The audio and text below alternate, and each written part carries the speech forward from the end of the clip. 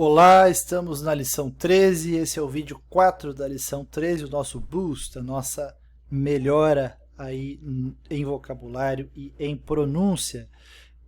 Eu sei que é um pouco longo, essas coisas são longas, mas são coisas que a gente precisa saber, não dá para fugir, né? Uma hora você vai se deparar com isso e vai ter que estudar. Então, aqui você vai encontrar, eu prometi para vocês um curso completo de inglês, então vai estar completo.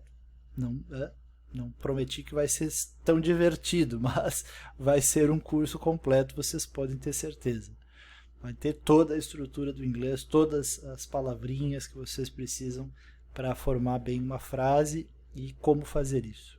Ok? Então agora nós vamos falar do tempo, vamos falar do clima, as 4 estações, the 4 seasons. Estação então é season. O verão é summer, o outono autumn ou fall. O inverno é winter e a primavera é spring. Veja que o outono tem 2 nomes, né? Você pode dizer autumn ou fall. Fall literalmente significa queda. Então, depois do verão vem o outono. O outono é uma queda do quê? Da temperatura. E spring, vocês vão ver essa palavra aqui, ela tem a ver com brotar, com saltar, às vezes brotar. Então é a época em que as coisas spring, elas brotam. Isso é a primavera. Certo? Então summer, autumn or fall, winter e spring. Fases da lua, lua nova, new. Crescente, waxing e cheia, full. Minguante, waning. Vamos a algumas expressões muito usadas. Ensolarado, sunny. It's a sunny day, um dia ensolarado. Ao contrário, seria um dia nublado, overcast ou cloudy. Chuva é rain, né? Como acho que vocês já sabem. Chuva é rain. Vento, wind. E ventoso, windy. Geralmente esse Y aqui, ele, quando colocado depois de um substantivo, ele torna, né, vento, ventoso. Rain, né, chuva. Chuvoso seria rainy, rainy day, um dia chuvoso. Por exemplo, seria uma formação possível. Frio, cold. Quente, hot. Chuva forte, em geral sem vento. Shower é a mesma para banho, né? A mesma palavra para banho. Chuva forte. Shower. Claro que eles podem dizer strong rain, uma chuva forte, mas geralmente em inglês americano, nas rádios, por exemplo, você vai escutar shower como chuva forte. Úmido. Para úmido nós temos várias palavras, algumas são usadas em situações diferentes. Clammy, damp, humid, moist, ainda há outras, provavelmente. Abafado, oh, que dia abafado. Swelter. Chuva forte, aí em geral com vento, seria um temporal aqui, eu acho, né? Storm, seria mais um temporal. Chuva fraca, aquela chuvinha lá de São Paulo, de Londres, é a famosa garoa, é drizzle. Então temos aí algumas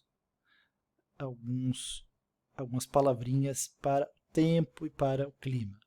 Depois agora vamos começar a ver aquelas palavrinhas gramaticais. Quando a gente começa a ver essas palavrinhas gramaticais, eu sempre peço, tenham pelo menos uma frase para cada uso dessas palavras. Então, você repita, reveja diariamente no seu caderno de frases, essas frases para você fixar essas estruturas na sua mente. O segredo, pessoal, de estudar um idioma é repita sempre as mesmas coisas. Repita, repita, repita, repita. É divertido? Não é, né? Não é divertido. É mais divertido estar jogando videogame, é mais divertido estar vendo filme, né? Comendo pizza. Mas se você não repetir as mesmas estruturas sempre, dificilmente você vai chegar a um nível muito avançado, né? A gente aprendeu o português assim, porque a gente repetia as coisas. Você pode ver quando uma criança ela aprende uma palavra nova, ela repete, repete, repete, aí ela repete em tudo, né? Às vezes ela coloca até aquela palavra onde não deve.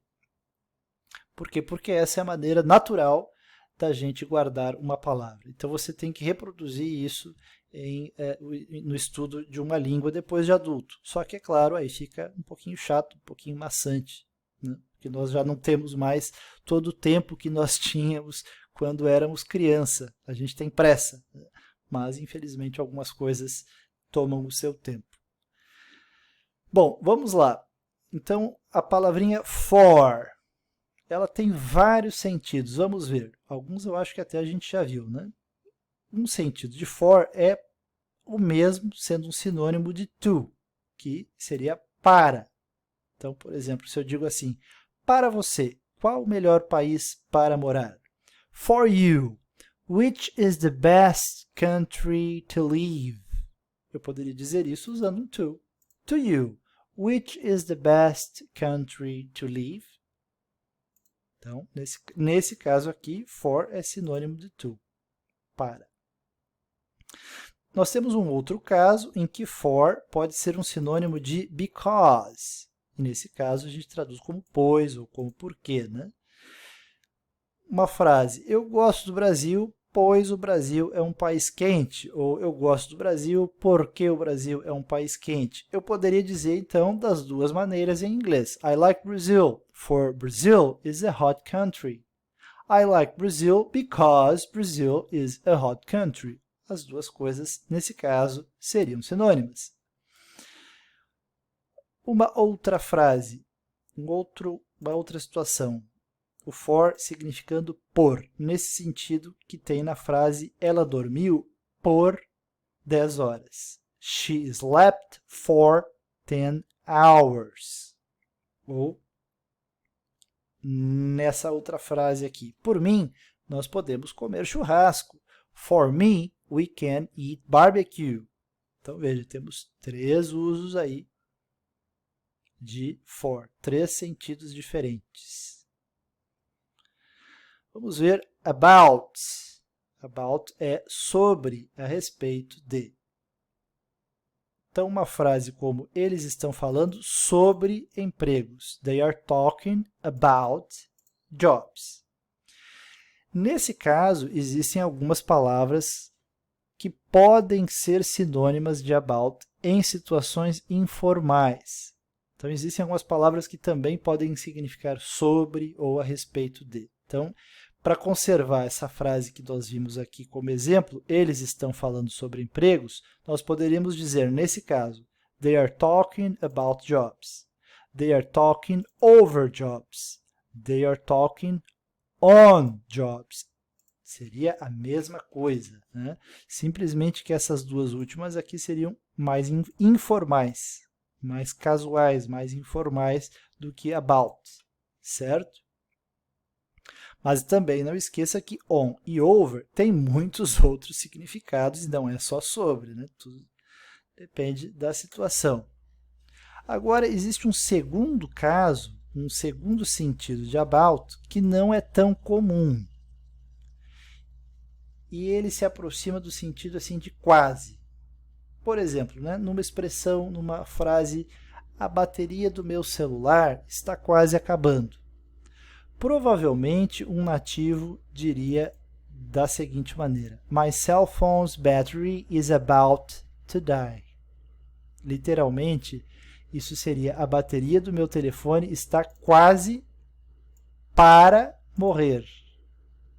Então, existe um livro chamado How to Do Just About Anything, da editora da revista Reader's Digest, que é a revista Seleções, não é, em português. Esse título aqui, desse livro que eu tenho, é um livro muito bom. Quem encontrar em inglês, compre, porque para ganhar vocabulário ele é excelente. Eu tenho esse livro. Esse livro foi traduzido em português para Como Fazer Quase Tudo. E aí, nesse caso, aqui, a expressão just about foi toda ela traduzida como quase. How to do just about anything. Como fazer quase qualquer coisa. Esse anything, ao pé da letra, seria qualquer coisa. Foi traduzido como tudo. Ok? Então, temos 2 sentidos de about, né? Um é sobre, a respeito de, e nesse caso é sinônimo de over ou de on, intercambiável, e o outro é quase, como nessa expressão aqui, my cell phone's battery is about to die. Ok? Continuamos no próximo vídeo.